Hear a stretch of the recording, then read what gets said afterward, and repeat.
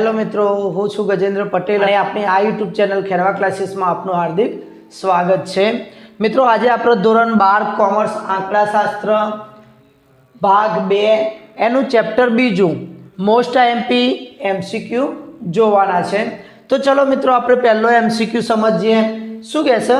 નીચેનામાંથી કયો ચલ અસતત ચલનું ઉદાહરણ બનશે? મિત્રો, અહીંયા તમને એક શબ્દ આપેલો છે અસતત। તો અસતત એટલે આમ ચોકડી કરી દેવાની, બરાબર। અને અહીંયા જોવા મિત્રો, નીચેનામાંથી કયો ચલ સતત એટલે ખરું। આ રીતે મિત્રો બે શબ્દો તમારે સમજવાના છે। અહીંયા બે એમસીક્યુ આપણે જોડે જોડે જોઈશું, કારણ કે બંને એમસીક્યુ સરખા જેવા જ છે, ખાલી એક જ શબ્દની અહીંયા અલગ પડે છે, બરાબર। તો અસતત એટલે ચોકડી કરી દેવાની, સતત એટલે કે ખરું। હવે અસતતનો અર્થ થાય બદલાય નહીં, બરાબર। તો મિત્રો અહીંયા ચાર ઓપ્શન આપેલા છે તમને, એમાંથી શું બદલાતું નથી? તો જુઓ, વિદ્યાર્થીની ઊંચાઈ બદલાય, જેમ વર્ષ વધે એમ ઊંચાઈ પણ એની બદલાય। વિદ્યાર્થીનું વજન એ પણ બદલાય, વિદ્યાર્થીનું બ્લડ પ્રેશર એ પણ બદલાય, અને વિદ્યાર્થીનું જન્મનું વર્ષ, મિત્રો જન્મનું વર્ષ બદલાય? કોઈ દિવસ ના બદલાય। 2000 હોય તો 2000, 2006 હોય, 2008 હોય, 2010 હોય, એટલે કે વિદ્યાર્થીનું જન્મનું વર્ષ બદલાતું નથી। તો અહીંયા આ ઓપ્શન એ આપણા માટે સાચો છે, બરાબર। એ જ રીતે અહીંયા જોવા, ખરું એટલે કે બદલાય છે। તો અહીંયા ચાર ઓપ્શનમાંથી શું બદલાય છે આપણે જોવાનું। તો કોઈ એક સ્થળે બનતા અકસ્માતની સંખ્યા, કોઈ એક સ્થળ હોય મિત્રો, ત્યાં કોઈ અકસ્માત થયો હોય તો એ અકસ્માતની સંખ્યા કોઈ દિવસ બદલાતી નથી, ફિક્સ હોય, બરાબર, બદલાય નહીં। વર્ષ દરમિયાન વરસાદ પડ્યો હોય તેવા દિવસોની સંખ્યા, આ કોઈ વર્ષ હોય મિત્રો, એની અંદર વરસાદ પડેલા હોય એ દિવસો ફિક્સ હોય, આપણને ખબર હોય કે ગયા વર્ષે આટલા દિવસોએ વરસાદ પડ્યો તો આટલા દિવસોમાં 60 દિવસ 40 દિવસ જે હોય ફિક્સ હોય, એટલે આપણને જવાબ નથી। દિવસ દરમિયાન મહત્તમ તાપમાન, તો મિત્રો આ કેવું, દિવસ દરમિયાન તાપમાન બદલાતું રહે, બરાબર, એટલે આ કેવું બદલાય છે, બદલાતું રહે છે। કુટુંબમાં બાળકોની સંખ્યા, કુટુંબ હોય મિત્રો તમારા, તો તમારે જોવાનું એની અંદર જે બાળકો હોય એ કેવા હોય, એ ફિક્સ હોય, બરાબર। તો આ પણ બદલાતું નથી। તો દિવસ દરમિયાન મહત્તમ તાપમાન એ બદલાય છે, તો જવાબ શું આવશે? સી। આ બંને એમસીક્યુ મોસ્ટ આઈએમપી છે। ચલો મિત્રો, ત્રીજો દાખલો જોઈએ। શું કહેશે? જો યાદચ્છિક ચલ x એ -1, 0 અને 1 કિંમતો ધારણ કરે, તેની સંભાવના અનુક્રમે 1/5 કે 1/3 છે, જ્યાં 0 k 1 અને x એ આ કિંમતો સિવાય અન્ય કોઈ જ કિંમતો ધારણ કરતો નથી, તો e ઓફ x ની કિંમત શું થાય? તો જો મિત્રો, અહીંયા તમને e ઓફ x ની કિંમત શોધવાની કીધેલી છે, તો e ઓફ x શું થાય મિત્રો? તો તમને ખબર હશે એનું સૂત્ર, તો e of x is equal to sigma x into p of x। આ સૂત્ર તમને ખબર હશે। તો અહીંયા તમને x ની પણ કિંમત આપેલી છે અને સંભાવના p ઓફ x એની સંભાવના એની પણ કિંમત આપેલી છે। તો જો આપણે લખી દઈએ મિત્રો, એનું એક કોષ્ટક બનાવીએ, બરાબર, x અને p ઓફ x, બરાબર। ચલો, -1 0 1, અને આના અનુક્રમે એટલે આમાં જે પહેલું હોય એ પહેલું લેવાનું, તો 1/5 કે અને 1/3। હવે શું કરવાનું મિત્રો? x અને px નો બંનેનો ગુણાકાર કરવાનો। તો જો આપણે ગુણાકાર કરીએ, આ બંનેનો ગુણાકાર કરવાનો, -1 1/5, અને એમનો જોડે જોડે સરવાળો પણ કરવાનો, +0 * k +1, અને આનો ગુણાકાર 1/3, બરાબર। જો સાદુરૂપ આપું, આ બંનેનો ગુણાકાર શું થાય? -1/5 પ્લસ આ બંનેનો 0 પ્લસ આ બંનેનો 1/3 3 હવે સાદુરૂપ આપી દો તો અહીંયા શું છે મિત્રો 1 તો 5 1 3 નો લસા કેટલો થાય 15 બરાબર તો અહીંયા આવશે 15 ચલો હવે 5 ને કેટલા વડે ગુણીએ તો 15 આવે 3 વડે તો ઉપર 3 વડે ગુણવાનું 3 એકા 3 વત્તા અહીંયા 0 છે 0 મૂકી દો પ્લસ હવે અહીંયા જો કેવી રીતે સાદુરૂપ આપવાનું 3 ને કેટલા વડે ગુણીએ તો 15 આવે 5 વડે બરાબર 5 વડે ગુણીએ તો 15 આવે તો ઉપર 1 ને પણ 5 વડે ગુણવાનું 5 એકા 5 સાદુરૂપ તમને આવડતું હશે ચલો 5 માંથી 3 જાય તો 2 અને નીચે 15 તો આ શું કર્યું મિત્રો આપણે આ બંનેનો ગુણાકાર કર્યો અને એમનો સરવાળો કર્યો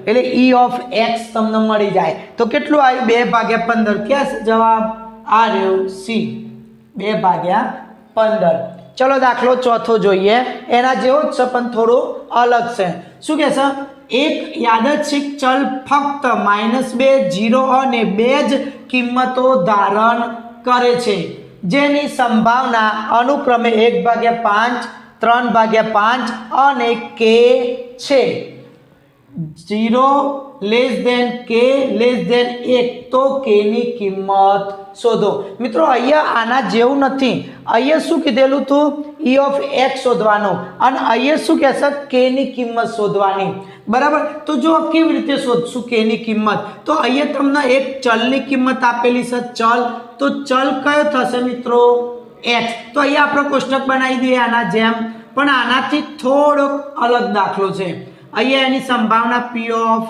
x ચલો શું આપેલું છે -2 0 અને 2 એની સંભાવના 1/5 3/5 અને અહીંયા k બરાબર તમને અહીંયા k શોધવાનું કીધેલું છે શું શોધવાનું k હવે મિત્રો તમને ખબર હશે કે આ બધાનો સરવાળો કેટલો થાય 1 તો એ રીતે જ જવાબ મળશે જો 1/5 વત્તા 3/5 વત્તા k બરાબર 1 અહીંયા કશું નથી તો 1 લખી કાઢો આ બધાનો સરવાળો કરો એટલે 1 થાય તો એમાંથી k ની કિંમત મળી જશે જો હવે શું કરવાનું મિત્રો અહીંયા આપણને લસા લઈશું તો 5 5 અને 1 જેનો લસા થશે 5 બરાબર હવે અહીંયા 5 છે તો અહીંયા કશું ગુણાશે નહીં 1 અહીંયા પણ 5 છે અહીં પણ 5 એટલે ઉપરની જે સંખ્યા હોય એમના એમ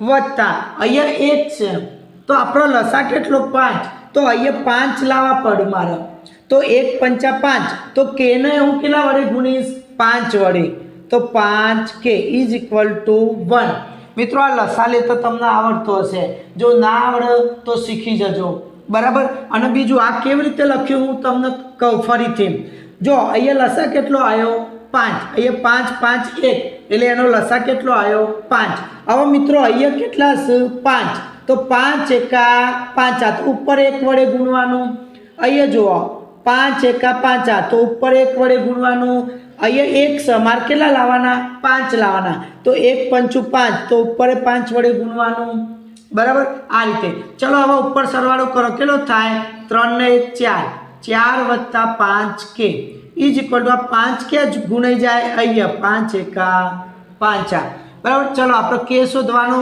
5k બરાબર 5 આ 4 ક્યાં જશે અહીંયા પાછળ કેવા થશે માઇનસ ચલો 5k ઇઝ ઇક્વલ ટુ 1 તો k બરાબર 1 આ 5 ક્યાં જશે નીચે તો k ની કિંમત આવશે 1/5 ક્યાં છે આ ચાલો મિત્રો પાંચમો દાખલો જોઈએ શું કહે છે એક અસતત સંભાવના વિતરણ માટે મધ્યકની કિંમત 3 છે જ્યારે તેનું વિચરણ 7 છે તો આ વિતરણ માટે e ઓફ x નો વર્ગ શું થાય તો મિત્રો આના માટે તમને એક તો મધ્યક બીજું વિચરણ અને ત્રીજું e ઓફ x નો વર્ગ આ 3 રાશિનું ફોર્મ્યુલા આવડવું જોઈએ તો જો શું થશે મિત્રો વિચરણ તો વિચરણ બરાબર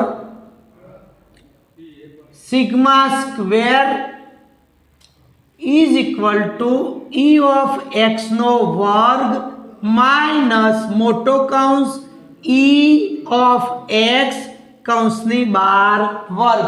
આ સૂત્ર મિત્રો તમારે યાદ રાખવું પડે. ચલો આની અંદર કિંમતો મૂકો.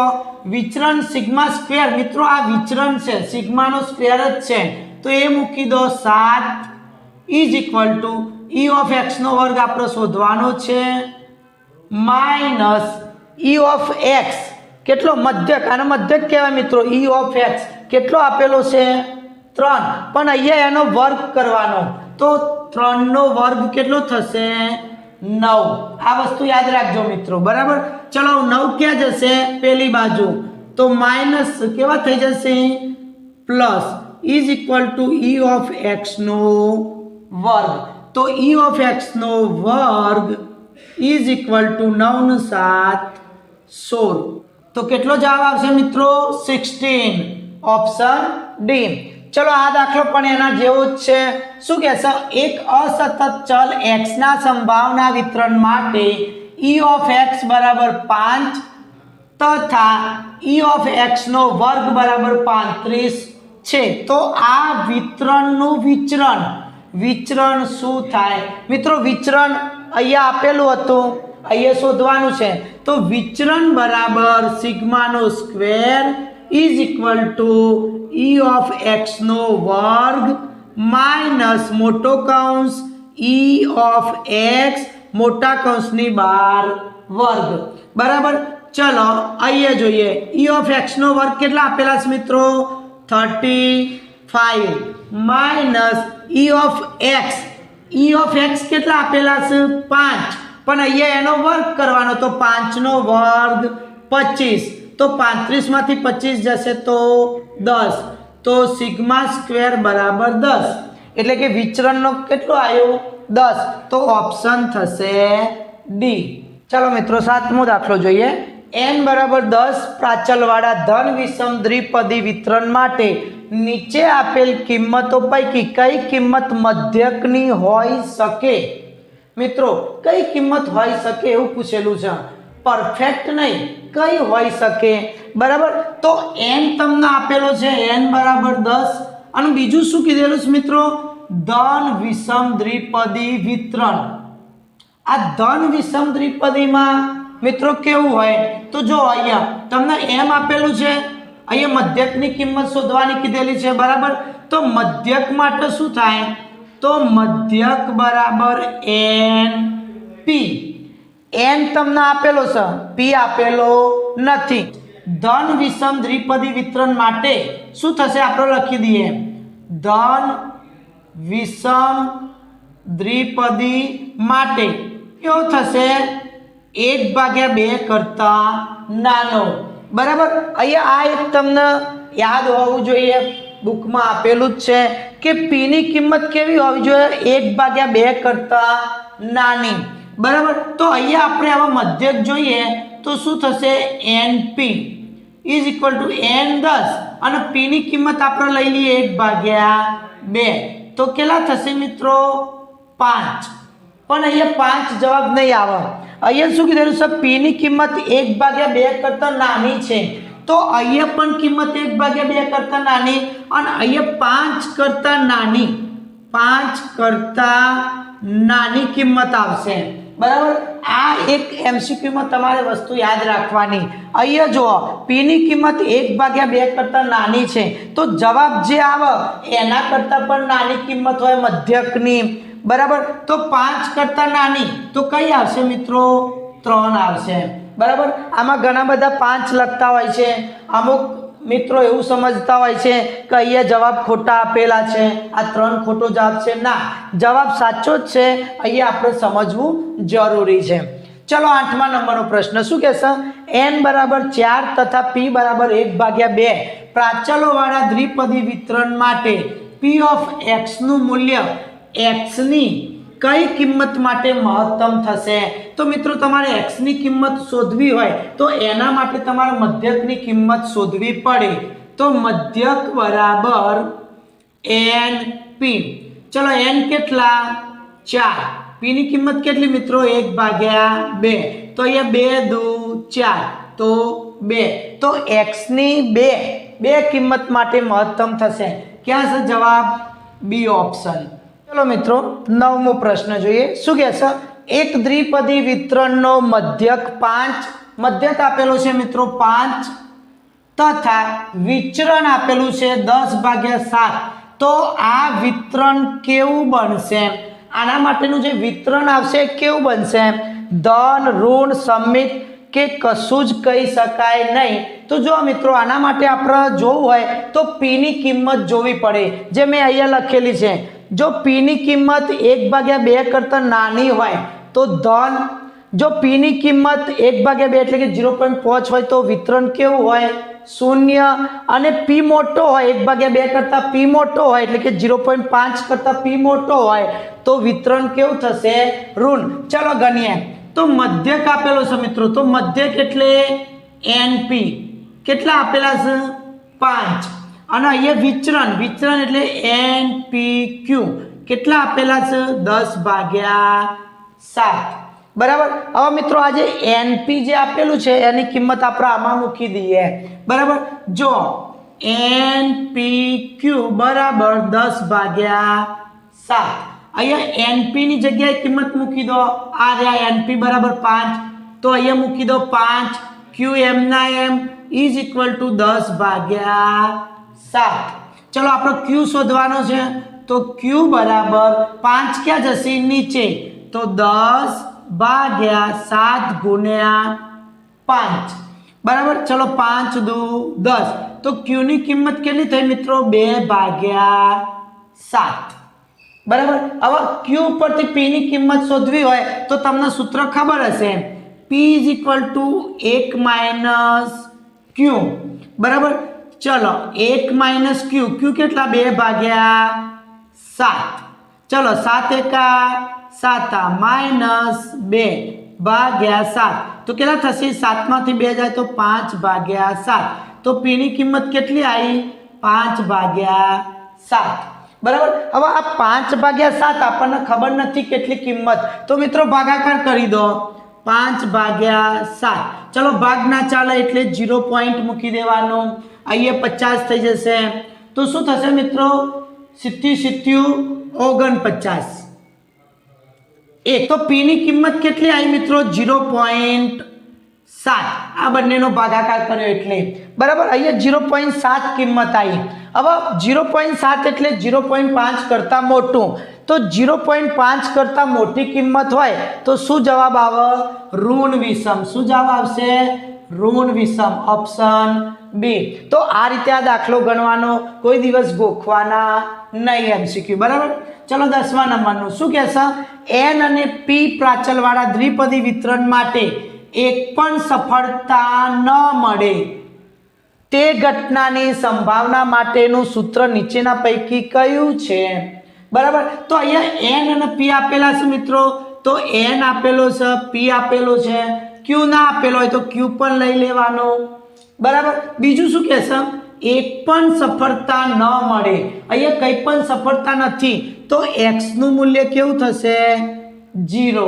p of x બરાબર nCx ઇન્ટુ p ની x ઘાત ઇન્ટુ q ની n માઇનસ x ઘાત. બરાબર.